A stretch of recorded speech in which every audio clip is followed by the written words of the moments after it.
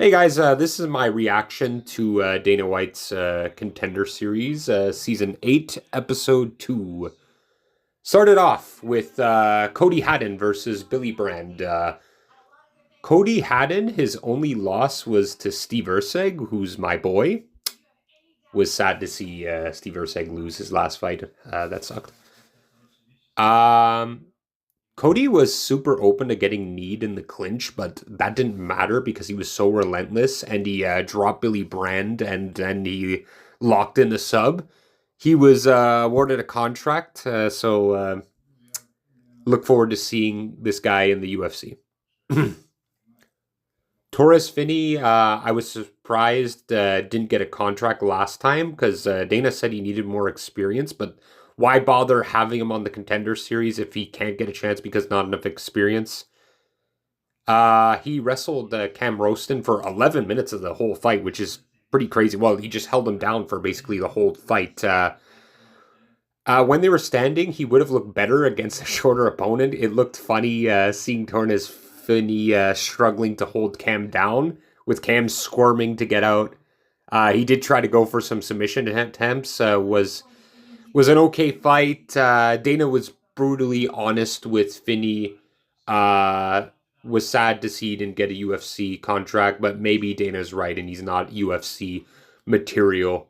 I was looking forward to this fight as well. He had a crazy KO on the regional scene, but against like a 15 and 12 opponent. But yeah, Torres Finney, like, he's so big and bulky and short for that division.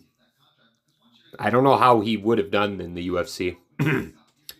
Okay, next up was Romeus versus Imperato. Imperato was apparently signed to the UFC years ago, but got cut 24 hours later when the UFC heard he was like had like racist and homophobic rants or something upon that nature. What he was just apparently supposed to be a short notice replacement to fight my boy Aljamain Sterling, which is pretty crazy. I'm a big Aljamain fan. Uh, Romeus, this was his second chance on the Contender Series after he got knocked out by Roman Tavares, who is a dog. I like that guy. Um, it was in the first round, and anyway, so this fight started off. Romeus was headhunting, putting everything he had, trying to get it KO, and Emperor was doing okay defensively. He did get dropped. Um, it's basically a round a little bit sloppy.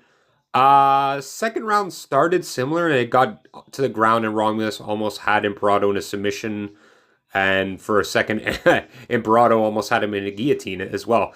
It ended with Romulus ground and pounding Imperato. That's it, and then third round, they both landed nut shots on each other. What the fuck? That was kind of bizarre. A bit more of a sloppy round for both of them. Romeus was hanging out on top of Imperato. Eventually, Imperato got on top of Cortavius, but it didn't matter. And like Cortavius tried to go for like a Hail Mary submission at the end. Well, not Hail Mary because he was winning the fight, but he tried to go for a submission with like 10 seconds left of the fight, and he won by unanimous decision. It was a pretty good performance. I think it was deserving of a UFC contract. I'm glad he got it, but maybe somewhere down the line we get to see a rematch with Ramon Tavares, even though he got starched. But yeah, anyway. Kuniev versus Kunha, really fat heavyweights. The fight started with Kuniev kicking Kunya almost out of the ring. If there was the door open, he'd be flying out there and he'd be sitting on Dana's lap after. It was a super sloppy fight. Looked like a third round fat heavyweight fight with Cunha winning the round, I think at least, but it didn't matter. It ended just holding him and slightly more pressure, but it ended with Cunha getting the KO with like 2 seconds left. I am not really a fan of these kind of fat heavyweights, but that KO was pretty nice and was awarded a contract in the UFC. Okay, Gustafsson versus Pitlick. And holy fuck. Gustafsson swarmed the hell out of Pitlick, just holding on to him so aggressively the whole time, nonstop. At the end of the round, Pitlick landed only one shot. It did look like it hurt Gustafsson, but it was still a clear 9 for Gustafsson. Second round was a bit more of the same thing with a bit more striking exchanges. Pitlick did land some nice shots and Gustafsson did land some nice elbows. It ended with the Gustafsson KOing Pitlick after all those elbows and everything. It's not going well for my fellow Canadian fighters. Thank you, Jillian Robertson and Jasmine Jasdavicius. I feel like they're the only Canadians I've seen win lately. Maybe there should just be only female Canadian fighters.